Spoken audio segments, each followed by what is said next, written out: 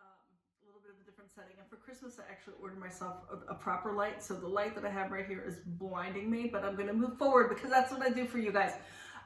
So I'm coming to you today with a video that's a little bit different than my normal videos. It's to help people that are going through something that I've recently been through and I'm about to go through again. So for those of you that don't know, in February of 2020, so about 9 months ago, I had my left knee, I had a total knee replacement in my left knee. And next week on Wednesday, today's Sunday, so in 3 more sleeps, I'm gonna have my right knee replaced.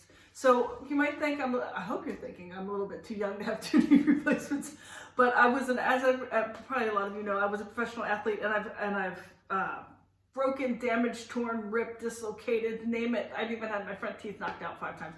I've had so many sports injuries that, especially in my knees, it's kind of caught up with me. So yeah, I will have my other knee replaced also next week. So I'll have a double knee replacement while I'm still in my 40s.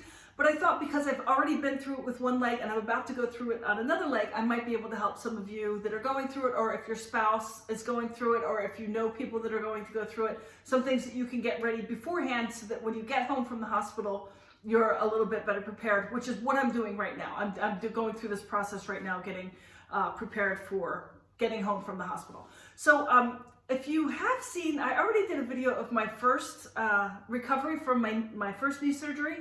I filmed some little clips from the first 4 months of my surgery, and if you want to see my recovery video, I had a really great recovery from my first knee surgery. I'll put the link right here. Make sure you check this video out after you see this one and see the positive side. And a lot of people might say, oh, it's a big surgery. It is a big surgery. It's a big process. You have to go through a lot, but in my case, with my left knee, I had a great recovery. So I'm very positive going into this other knee surgery, but check out that video that I'm gonna put the link here, and check out my recovery. Now, before the recovery starts, you're gonna get home from the hospital. And since my last surgery, I've joined a lot of support groups on Facebook with people asking questions about the surgery and you know, what to expect when you get home and la la la la. So since I've seen the same sort of questions coming up, I'm just going to mention a couple of these things and how that you can be best prepared when you get home from the hospital. So in my case, I will be staying in the hospital for 5 to 7 days, which is a luxury here. And I have to say, I know a lot of my friends who have gone through the knee replacement, they chop that bad boy out and you're out that day or the next day. I have the luxury of being able to stay in the hospital. So by the time I get home, I'll already be 5 to 7 days post-op, which is a huge amount of time in the recovery. I digress a little bit, but you'll see your progress is so fast in the first couple of months. You'll get a very positive feeling because you will get better very fast, relatively speaking. You know, the first week is a big chunk of that. But anyway, when you get home, one thing that you need to do, make sure you have this set up before you go, because when you get home, you're not going to want to do this when you get home. So before you leave, make sure you have this organized. You want to have one of the handheld shower things and a little shower seat, okay? Especially if you have the tub, like your shower is in a tub and you have to step up into the tub. You know what I mean? Like, not if you just have a shower where you can just step in and wash yourself, you could probably bang that out real quick with a handheld. But if you don't have one that you step in, I just have a bathtub with a shower head in it. Make sure you have a handheld. That will be very helpful to getting to all the good places that you need to make sure are clean. Get a handheld thing. I think in the States, most showers don't have them, but I think you can buy like an attachment that you stick on the little tub thing. Make sure you have that. So a seat and a shower head. This will also help with your independence and also help with your happiness. Personally, I'm a night showerer. I always shower at night before I go to bed. But when I'm recovering from surgery, I like to shower in the morning or during the day because it just gives you that fresh feeling that you're going to be feeling bad in the beginning anyway. But, you know, if you can get your shower, get yourself cleaned off, get yourself kind of smelling good, and get your hair washed and shave your legs and all that stuff. And for you gents, make sure you shave your face. It'll just give you a kind of a healthier feeling. So that's what I like to do. One thing that they have now that they didn't have in all of my other knee surgeries, will be my 8th knee surgery and my 18th sports injury surgery. 18 surgeries. I'm still in my 40s. So I've been through this a lot. one thing that they have now that they didn't have are those waterproof sort of stickers that they'll put on your stitches or your staples, so you will be able to stand in the shower and get that wet. And if they don't have it, make sure you ask for it. I'm sure they have it in the States if they have it here.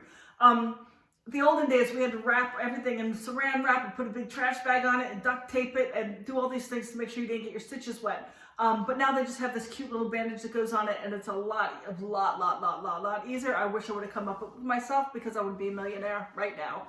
And I wouldn't have to be making these videos. Just kidding, I love making these videos. So you have that to sort of cover up your thing. What you don't want to do is don't sit in the bathtub. Even though these little Band-Aid things are waterproof, if a little bit of water gets in there and gets your little cut, your little incision line wet, it's not going to heal right. It's not going to stick together. It's got to be dry, and the skin's got to grow back together. I have a beautiful, if you can call a scar beautiful, my scar on my left knee is a beautiful scar. Make sure you take care of it. Don't sit in the jacuzzi. Don't sit in the swimming pool. Don't sit in the bathtub. There'll be time for that later. Also, when you get your stitches out, still don't sit in the tub for a while. Make sure that that bad boy is all the way healed up before you sit in water. You don't want your skin to get soft and pliable. You want it to be like normal skin. Even if you can wet it after you get your stitches out and things like that, once you get your stitches or your staples out and you can wet it, you still don't want to, for a while, sit in water that it's going to get pulled apart, or you're going to mess it up, okay? So that's my suggestions for the shower part of it. And you make sure you're prepared for that, because you do want to make sure you can shower. Sleeping. This is one thing that I didn't even think about from my last surgery, and now it's something that always comes up in these groups that I'm in. People, it's tough to sleep. It's tough to sleep because your knee, if you think about it, your thigh is thicker than your calf. So if you lay on your side, there's going to be a little bit of space between your two calves if you lay on your side, and your knee is not going to be ready for this. Just think, this surgery is as close to an amputation as you're going to have. They're taking a piece of your leg out. And so the bottom part, if it's not laid down properly, is going to be very uncomfortable. So I suggest you have plenty of big fluffy pillows. They even have like things that you can use to kind of put under your leg to kind of balance it. I just use pillows, but make sure you have that stuff ready. Have some pillows that you can prop your leg up properly, that you can lay down, and that you can try to get as comfortable as possible. Thing is, in the beginning, it's going to be tough. Like it's hard to sleep in the beginning. I personally look forward to sleeping in the bed with my spouse. Like to sleep, it makes me feel safe and comfortable to be in the bed with my spouse. You might want to set up the guest room. I'm just saying, you're going to be uncomfortable, and if you're tired and your spouse is snoring or tossing and turning or what have you, you might want to have your own space and go lay down in the guest room, especially in the first couple of weeks, just till you get kind of back down to earth. So for the sleeping thing, I definitely suggest having pillows or something that you can prop yourself up with in the bed. And as a backup plan, have your guest room set up or something like that set up. Next thing is, do you need to get a recliner? You need to have something that you can prop your leg up. So I posted a video, video about my first ads, the match cream thing. I was sitting in my red chair that has a, what's it called, an ottoman that I could put my feet on. That is not comfortable when you get out of surgery. You need sort of more of a recliner if you have it.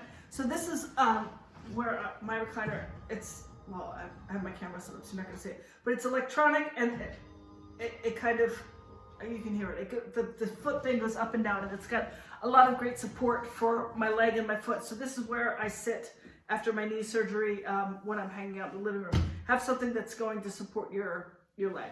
Okay, the next thing is range of motion.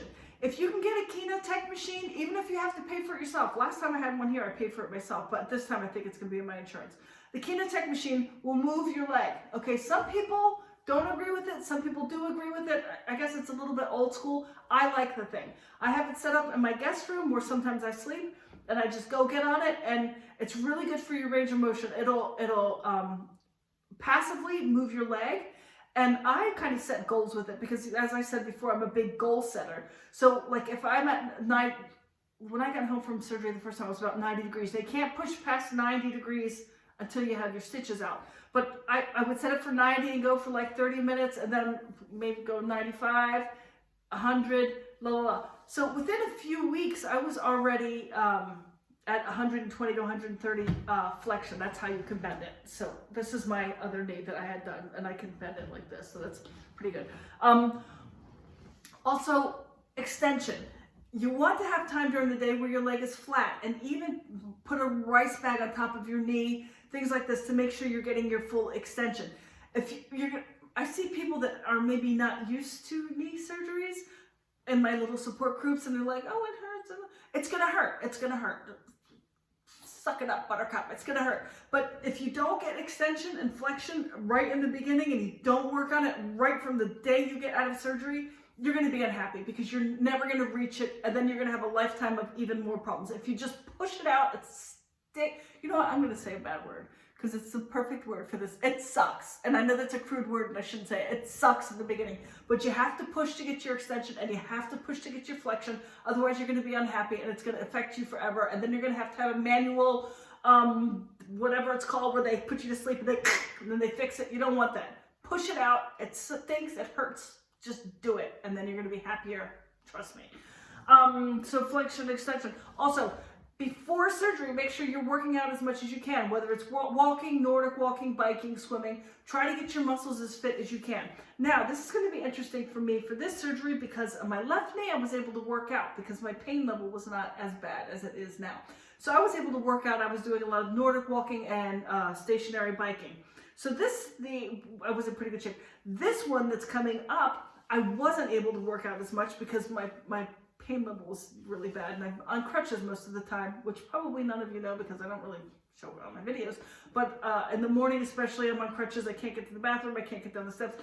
So my mobility and my ability to work out has been a lot less than with the other knees. So it'll be interesting to see how that affects the outcome after my surgery. But if you can, make sure you prehab, meaning work out, try to get your muscles in shape before you get in. Let's see what else I have on my little list here. Movement around your house, okay? In the beginning, you will be on crutches.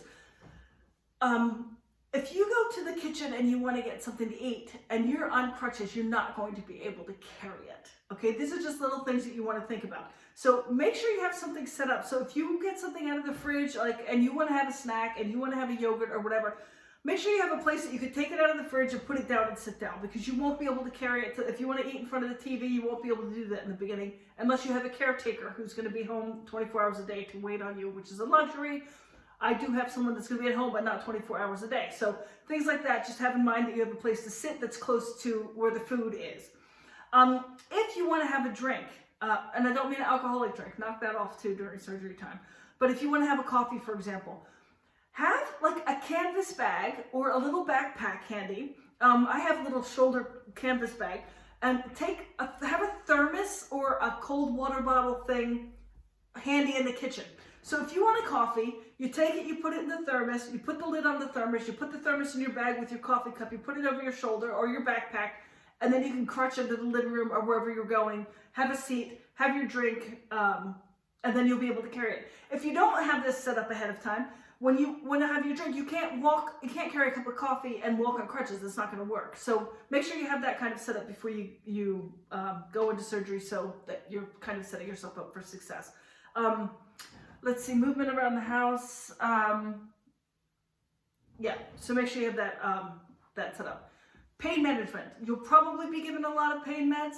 I try to get myself off of all medicine as soon as possible, except obviously like antibiotics and blood thinners. You have to be sure to take those, especially while you're on your crutches, so you don't get blood clots with the blood thinners.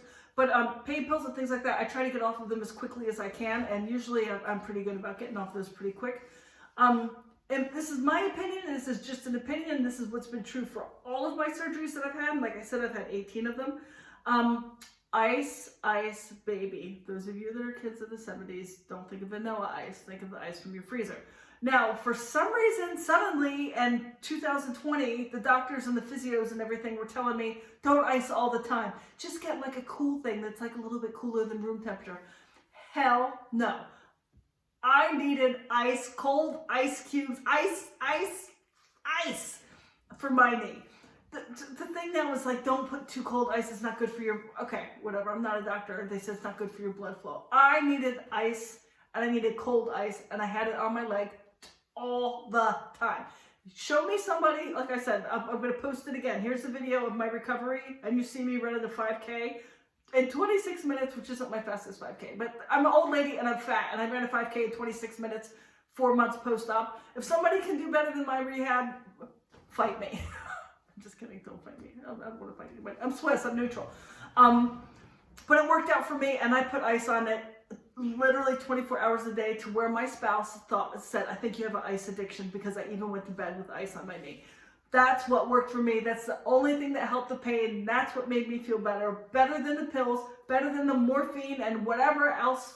I don't even know what the heck they gave me, the anti-inflams and all that stuff.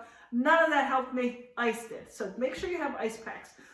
They have cryo cuffs, which are like kind of like a knee brace that wraps around your knee, and you have like a sort of like a big water bottle thermos thing full of iced water.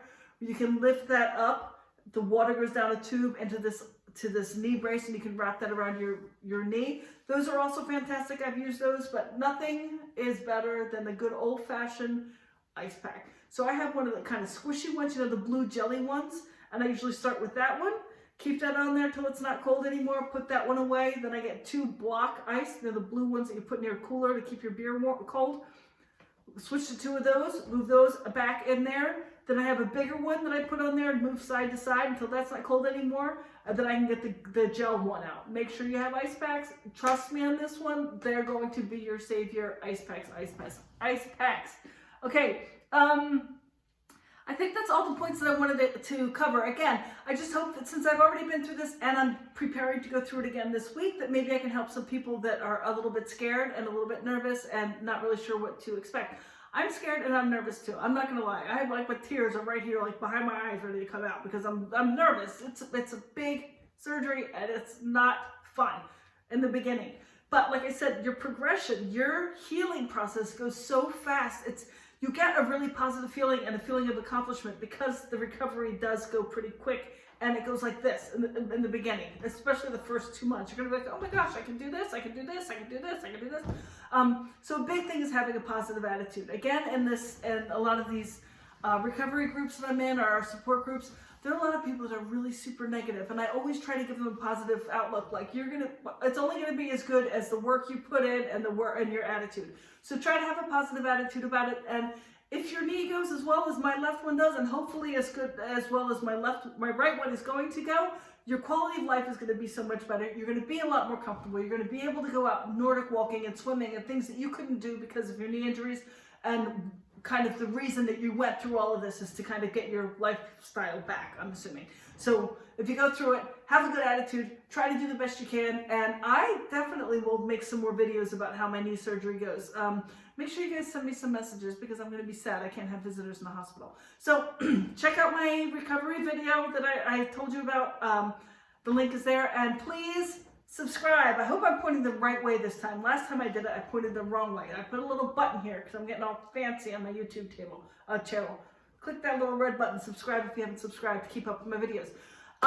Hope this helped somebody or helped somebody you love. Thank you for watching. Thank you for all your support, and have a great day. And if you're getting knee surgery, have a great recovery. Work hard.